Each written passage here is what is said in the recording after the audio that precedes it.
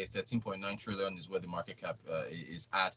28,000, excuse me, 712 points. The market dropped by 1.8%. So sharp drop yesterday. Sovereign Insurance was our top gainer. Airtel has now dropped 2 days in a row. So Airtel was not our top loser. The Mansard Insurance was the top. Axel Mansard Insurance was the top loser yesterday, down by 10%. But Airtel was in second place, down by 9.9. I think Airtel's lost almost 20% now last 2 days of trading. So we move from that to our dear governor. Fisayo, he says he wants to make the Lekki Itoyi toll completely electronic. They tested something yesterday. In fact, you guys can see it on I think it's on our WhatsApp platform. So if you've saved Smooth FM as a contact, and we have you saved as well, you can see all our updates. So we have the headline on WhatsApp. I also shot a video when I was going home yesterday about 6 p.m. in the rain. In the rain, You're dark clouds. No, I was going home. Nothing adventurous. I was just going home. You're using your phone while And you're driving. Excuse me. Let's not focus on all that. It was at the toll, and everybody was slowing down, but the toll was empty. Okay. Completely empty. It was. Yes, everybody was just flying around too. So you can see the video as well. But Fisayo, the point here, or technology angle, is that the governor says he wants to make it completely electronic, so no more manual payments. Now, with the issues we've had in the past with the toll, do you trust that we can have an efficient system going forward? Because if there's a glitch, then you know there's going to be traffic. But I commend the governor for at least wanting to do this. But what do you think? I think it's one of the statements. It can't be completely electronic. There's absolutely no way it's completely electronic. Okay. So you're saying that for me to be able to use Lekki toll, imagine I'm coming from Ibadan, right, to Ajah, and I have to go through the toll. I don't have a reason to use it tomorrow. Right. I'm using it today. So how do I go through if it's completely electronic? Got you. Okay. I can accept that. Come on.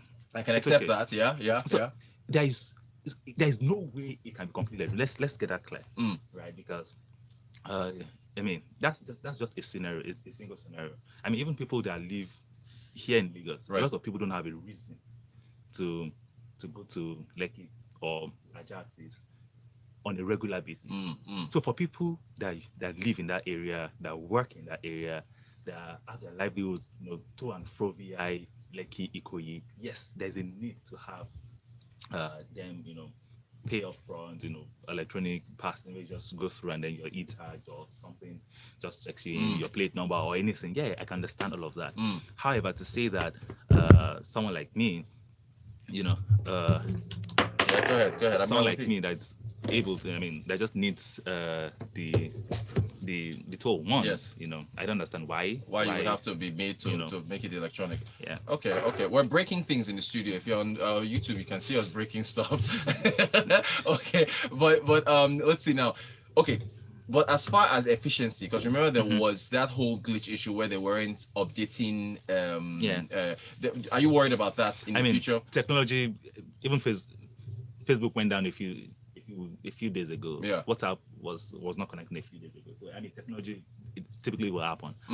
So that's not a big concern. Once it can be corrected quickly, it's just a risk of having technology run a few things, but it's okay. Okay, good stuff. All right.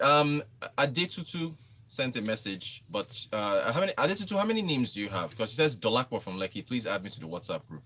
We already have you added, so I don't know, maybe it's Adetutu Dolakwa, how many, but either you already added. So again, if you are not added, just to make sure, check your status updates on WhatsApp. If Smooth FM is your contact, you will see all our updates live from the streets. All right, let's talk.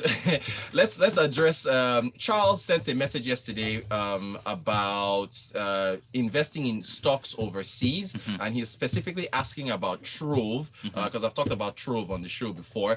Nairametrics actually has an article on how to invest in US stocks overseas using Trove. I've posted it on our Twitter handle on @smooth91fm, so you can read it there. I'll also put it on the WhatsApp status update, so you can click on it on WhatsApp. You can understand how to invest. But Fisayo, you have an update. Apparently there's I've mentioned this before. There are other competitors in that space that are now offering Nigerians through apps and technology to invest in stocks overseas. Yes, I mean, so I think the idea is that maybe Nigeria's equity market is not deep enough. Actually, it is not. That's a fact. We're not deep enough. We're doing like what $5-6 million a day in volume, Okay, so it's very shallow. Yeah, it's okay. Right. Right. But thank you, Airtel. Airtel is adding some depth to the market. Right, so it's not deep enough. So people want to invest in other things, especially when the world is now getting a lot smaller right now. So it's I mean, you read about Apple, you buy iPhones, you buy Samsung, you use Facebook, you use WhatsApp, you use Snapchat. You know, these are companies that are listed on some exchange in the US or just somewhere across the world, right? So I think it's just only fair or to have people for people to be given the opportunity to buy into some of the technology companies that they use or companies that they use their products anyway, irrespective of whether it's technology or not. So what these apps are doing right now is to ensure that people from anywhere across the world, Nigeria, anywhere in Africa, are able to buy US listed stock, maybe NYSE, that's New York Stock Exchange, or NASDAQ, right, or any other exchange across the world, basically. So it's just an integration problem. So what you do is that as a platform in Nigeria, you want to connect, you want to be able to have access to another stock exchange. You have to have a local partner because it's regulated. Right. So it means that you do a trade in Nigeria, it's executed by a local partner in the US or in the UK or in South Africa or whichever country the exchange that you want to do your trade is domiciled. So that's how it typically works. So I think Trove is the first, or is maybe miles, few meters ahead of other people. I think they're the only ones that have launched right now.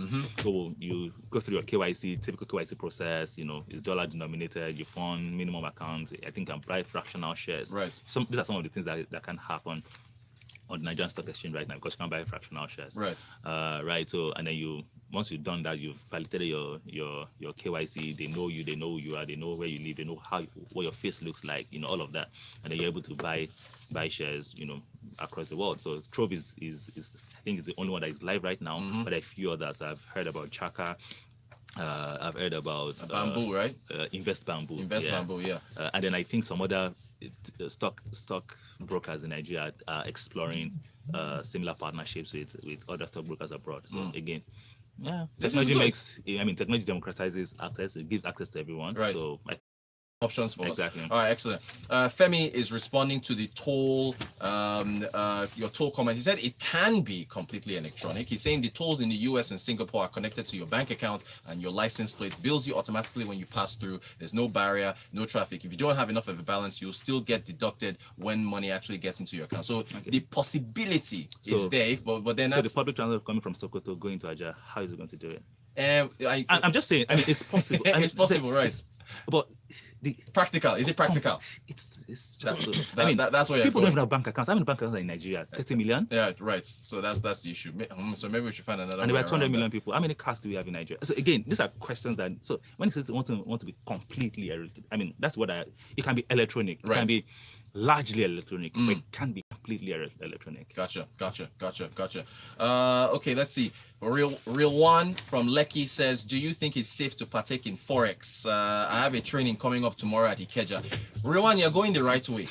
Go for the training. This is what I encourage everybody to do if you want to trade Forex. Me, I've told people not to do it because it worries me and the volatility. Yet he should go for the training. No, but the thing is this, if you want to trade in Forex, Fisai, what are your thoughts on Forex trading? Well, I've not traded it before. Yeah, but again, I think it's international currency trade. So it means that you have to. There's so many things that triggers volatility. Right. I mean, a tweet from Donald Trump can change your currency forever. Exactly. We're even going to get into that right now. I'm just saying. I mean, anything can trigger anything. Right. So you think you've taken a bet against Brexit? You know, I've bought.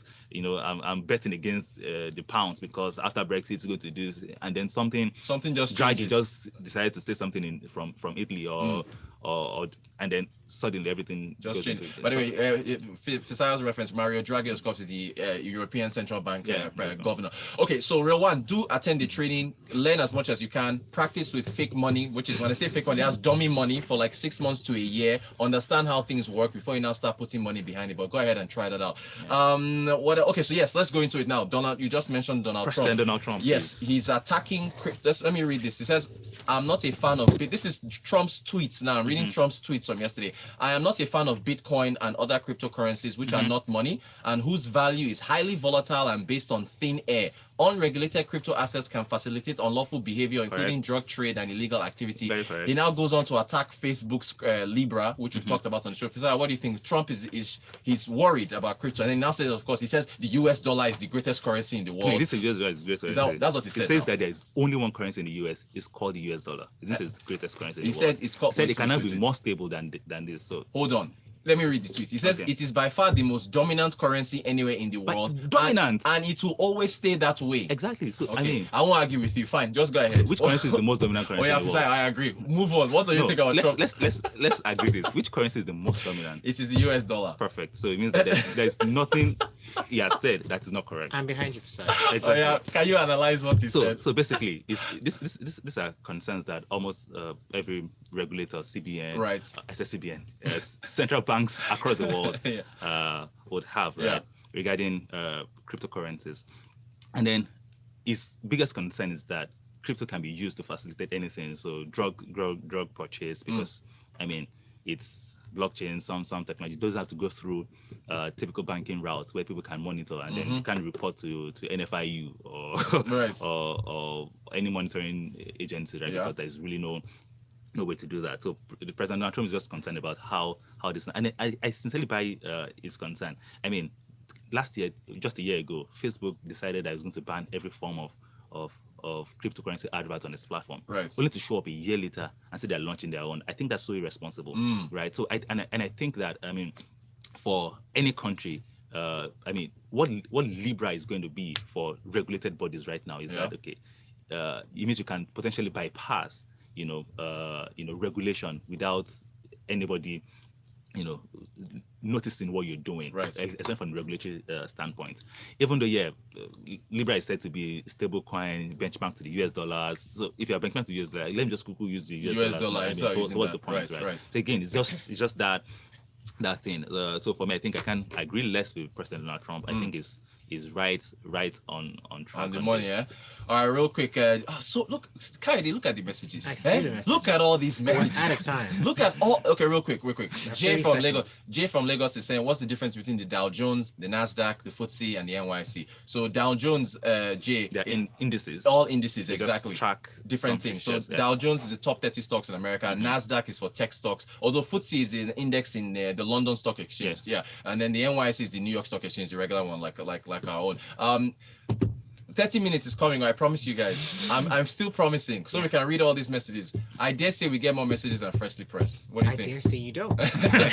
In 15 minutes. Thank you all for your messages. We see everything. We will save all your phone numbers so you see all the videos. Fisayo, as always, we appreciate you coming in with your analysis. Thank you very much. And Kayode, we move on. Yes, good morning, Lagos. They're afraid. This show is more popular than Freshly Pressed. They're afraid. That's why they don't want us to be 30 minutes. So, yeah, but just say our flagship show, Freshly